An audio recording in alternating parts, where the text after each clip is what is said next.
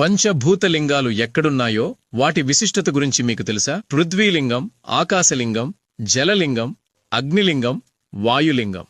వీటిని పంచభూతలింగాలు అంటారు. వీటిలో మొదటిది పృథ్వీలింగం. ఇది మట్టిలింగం, కంచిలో ఉంది. ఇక్కడ మహాదేవుడు ఏకాంబరేశ్వరుడిగా ఉద్భవించాడు. ఈ శివలింగాన్ని పార్వతీదేవి ప్రతిష్ఠించింది. ఇక్కడ ఉన్న అమ్మవారిని కామాక్షీదేవి అంటారు.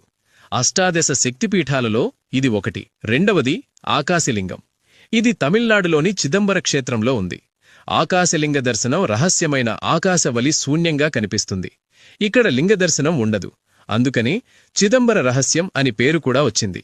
ఇక్కడ నటరాజస్వామి, శివకామి సుందరీదేవి అమ్మవారు మాత్రమే ఉంటారు.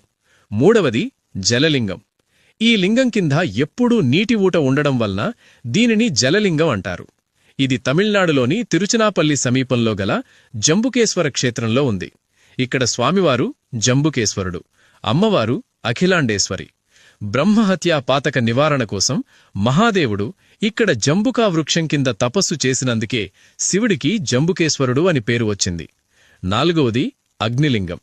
తమిళనాడులోని అరుణాచలంలో తిరువన్నమాలయ క్షేత్రంలో జ్యోతిర్లింగంగా ఉద్భవించాడు. అరుణాచల శిఖరంపై ఒక అగ్నిలింగం ఉద్భవించి తేజోలింగం అయ్యాడు. ఆయన పేరే అరుణాచలేశ్వరుడు.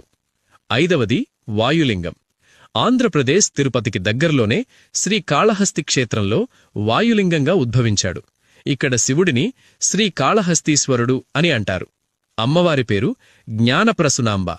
సాలెపురుగు, పాము, ఏనుగుకి మోక్షం కల్పించి తనలో కలుపుకున్న క్షేత్రం శ్రీకాళహస్తీశ్వర క్షేత్రం.